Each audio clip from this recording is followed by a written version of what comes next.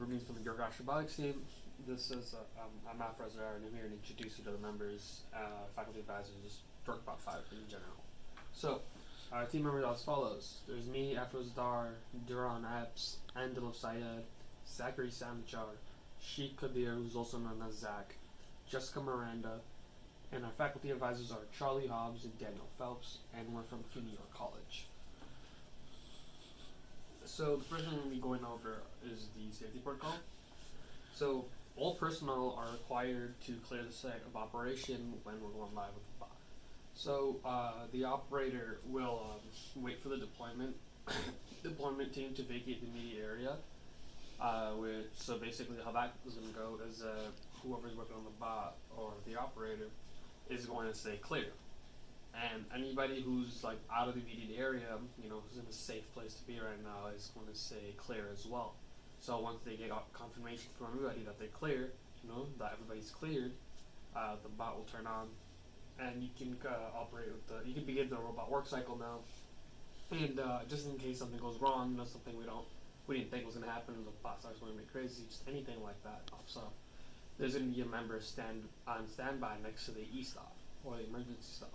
And they're gonna hit that as soon as something goes wrong. So we get to it. Like if something happened, God forbid somebody gets hurt, we just get to that as soon as possible, so we can avoid situations like that. And then there's the management structure. So the faculty advisor, on top of the faculty advisor, Daniel Phelps and Charlie Hobbs, and then beneath them is the team lead, Zachary Samchar. Then there's the software lead, Duran Epps, and the electrical lead, Afroz Dar, and the hardware lead, Tristan Ruiz, and the outreach and social media lead, Jessica Miranda. And then underneath hardware and software, there is Andalov Syed. So, mission statement and design philosophy. So, the mission objective of the team is to redesign the excavator to mine IC regolith and to improve its reliability, so that is going to include lowering its weight to increase performance.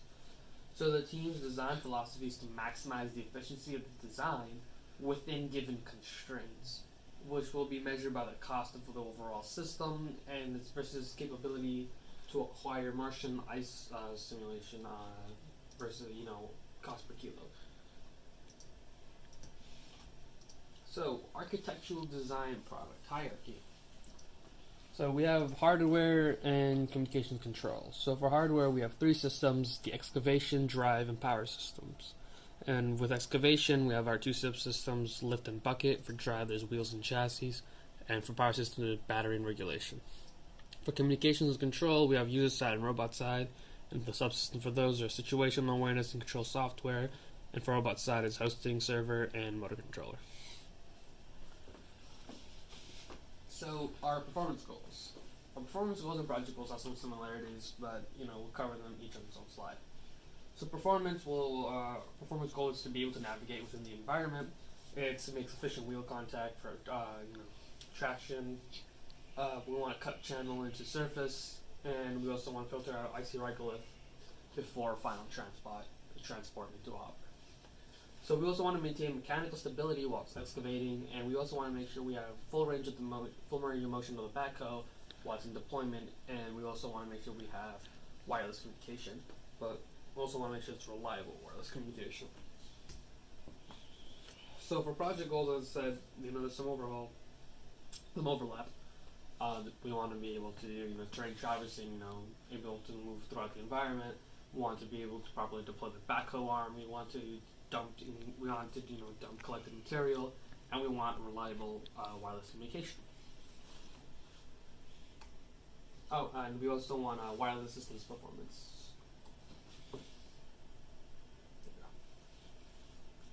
So mining functionality, yeah. So YorkBot 5 has superior mining functionality with its backhoe that has sleep on it. So YorkBot 5 basically kind of acts like those cat excavating machines, like you've seen them when they're doing construction work. They have the backhoe, they just dig up. It's a very simple thing, like a shovel and whatnot. So the hoe will then pick up the BPA1, and the possible precious minerals within the regolith will be then sorted through the hopper.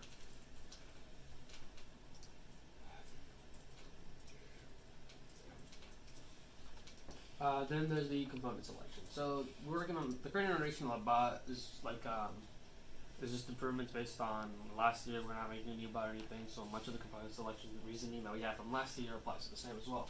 Volume 61 is used for just what we already have. You know, it's a good enough metal, and we have plenty of it right now.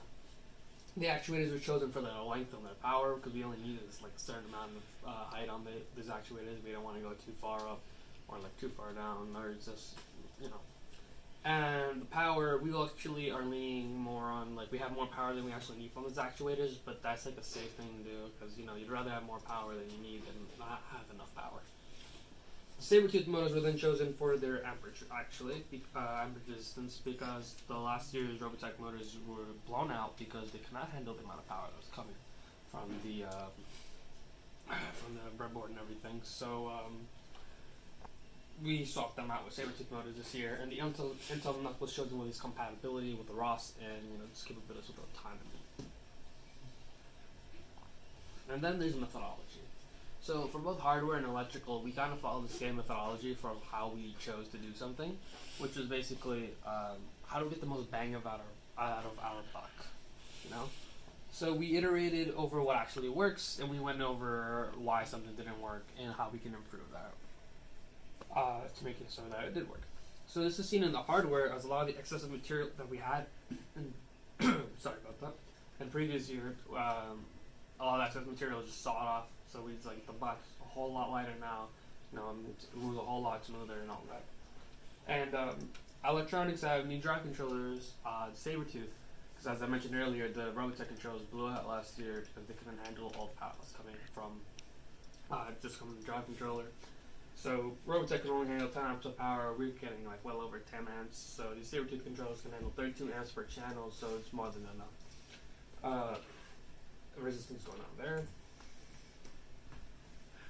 And, you know, as I said, you know, we want to get most of the bang out of our buck, and we decided to take full advantage of any and all resources that's available to us on this campus as members of the YorkAstrobotics team, and just anything that, you know, we think, hey, I can use this on a bot, we decided to take advantage of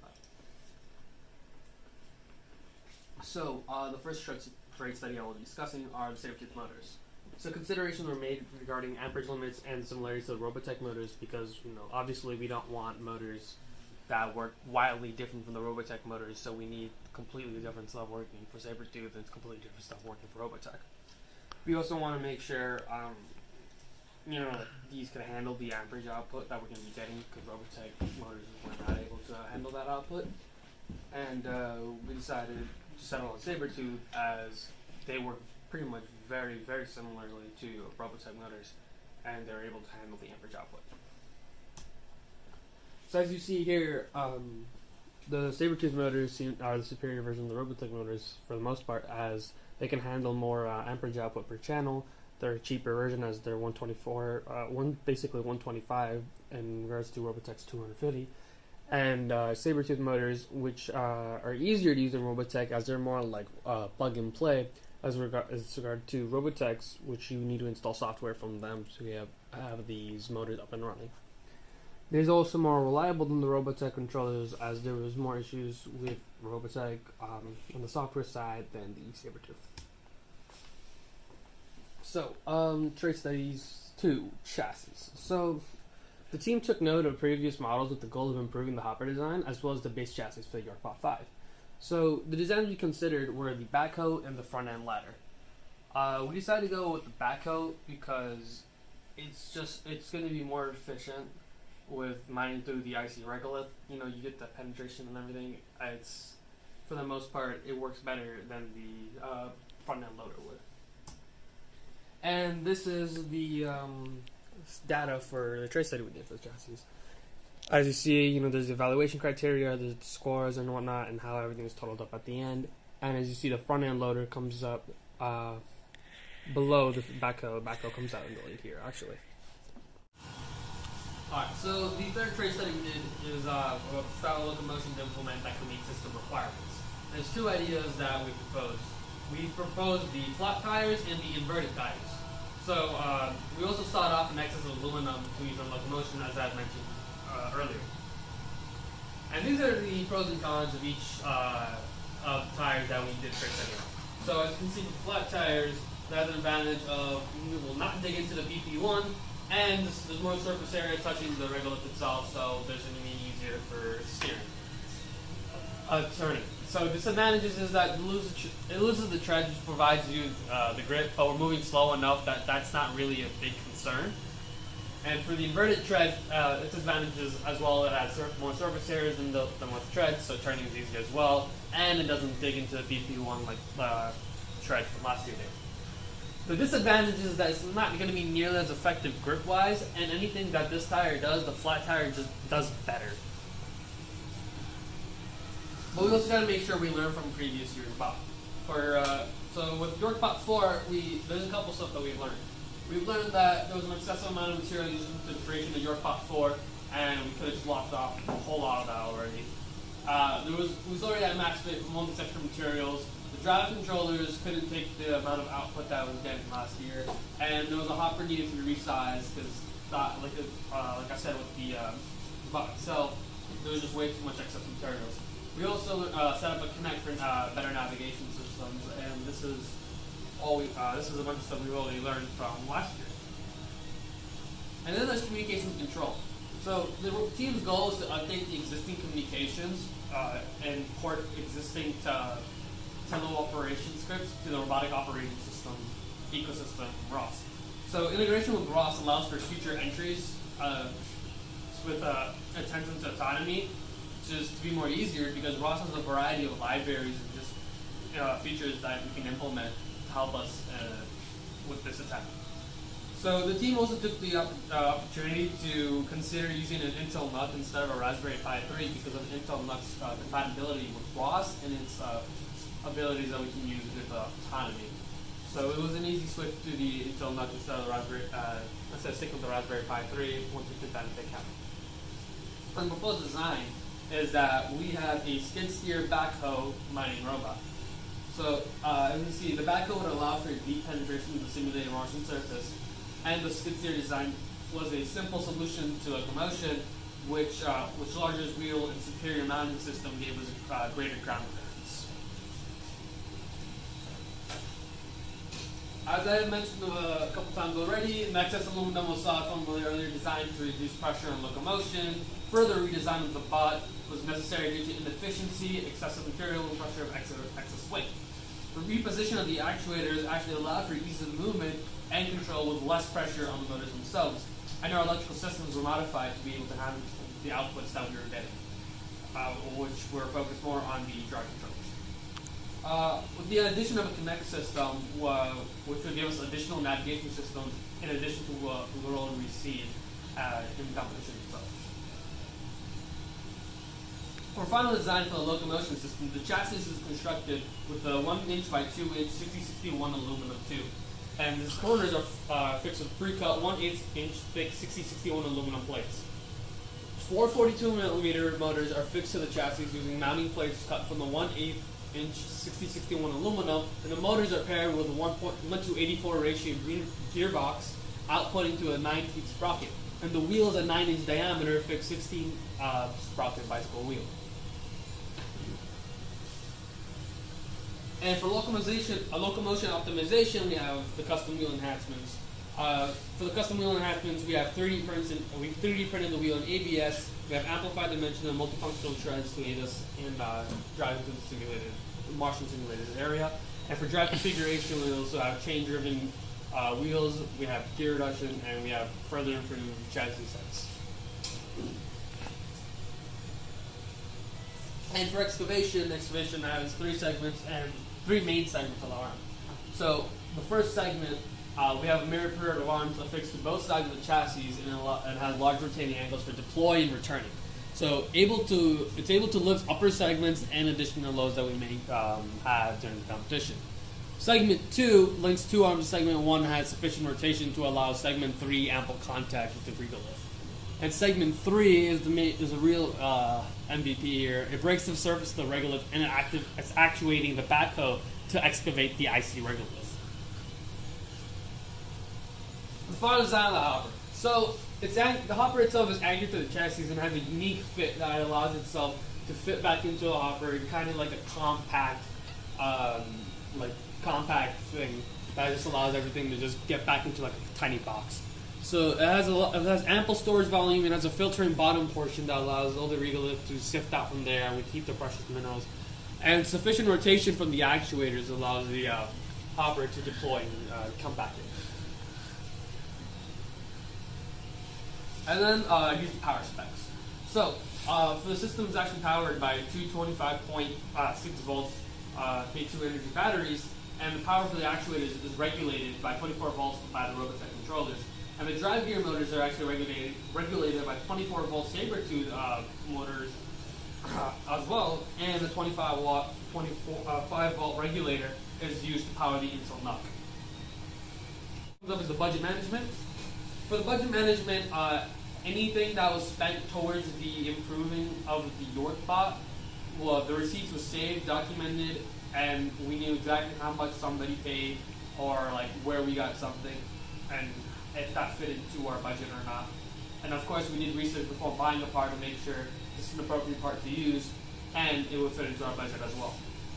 We also had previous materials from earlier years, earlier attempts, and which we also have repurposed in YorkBot 5. And then the schedule management. So the YorkAstrobotics team has a consistent schedule of meeting on every Tuesday and Thursday for meetings where we discuss projects ongoing, projects that potentially may happen later down the line, and any ideas that we may have for the YorkBot 5 that we can discuss and see can this actually work or not. While Tuesday and Thursdays were regarding the updates for research project proposed changes, developments of the project mainly took part in Monday to Friday outside class and any other pressing engagement that happened for any of our members, such as work. Deadlines were set for the project and to run smoothly and to ensure that we have progress on this spot. And team management. Team management was mainly under the purview of the team lead, Zachary Sanichar, who led and guided the team for the 2019 competition. The team lead will set guidelines and delegate tasks for team members to meet, as well as train and assist incoming members. The faculty advisor provided guidance and ensured that there was encouragement for the team and everything was running smoothly. Risk management. Risk management is something you're also going to see later down the line during the demonstration, and it's something that's basically entirely handled by safety protocols. Proper safety equipment is worn when necessary when dealing with the appropriate tools and whatnot, and this included clearing. The safety procedures also include clearing the position of all team members before the activation of the pod. In the event of emergency, there's always a member on standby with the e-stock to make sure that we can promptly kill the bot just in case something that we expect that happens and to avoid any serious injury or any injury at all. So supervision of material use, software use, hardware use, electrical, anything really happening at all. All these operations were guided by experienced members when a new member was working on these things, and we were also making sure that these members were also being instructed on how to properly do any sort of operation. So it's not just the experienced member is just doing all the work, but the new member is also learning what to do and able to do it on themselves later down the line. And after this, you're going to be seeing the demonstration of YorkBot 5, and this is it for the PowerPoint slides. Oh. Okay, so now we will be demonstrating the YB4 of the YorkAstrobotics program. So as a safety procedure, when we start up the bot, we do have the operator say clear so that no one's in the way of anything and that safety is retained. So, clear. Clear. Okay, so now we will be demonstrating the actual deployment arm. Now what this does is this deploys the arm and the wrist that's connected to the backhoe. Now what's deploying it is 200-pound actuators, so this has quite a bit of force. And now we'll be deploying, actually using the arm. These are also powered by two 100-pound actuators that allow it to deploy the wrist. This is actually the wrist movement. The googly eyes are for character and not actually functional in any sort of mining manner. We'll show the actual excursion of this.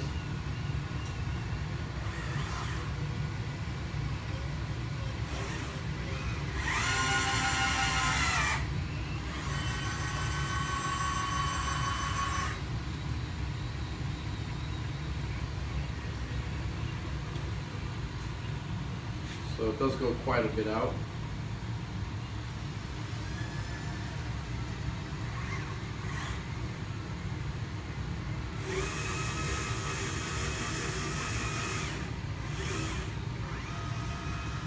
And now we'll demonstrate the hopper.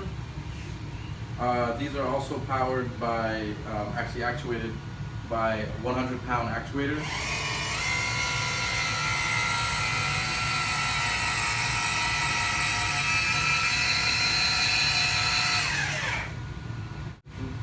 So now we can see that the hopper is completely expanded. So we did make it significantly smaller than last year, about 50%, as well as the bot, which is also about 50% smaller.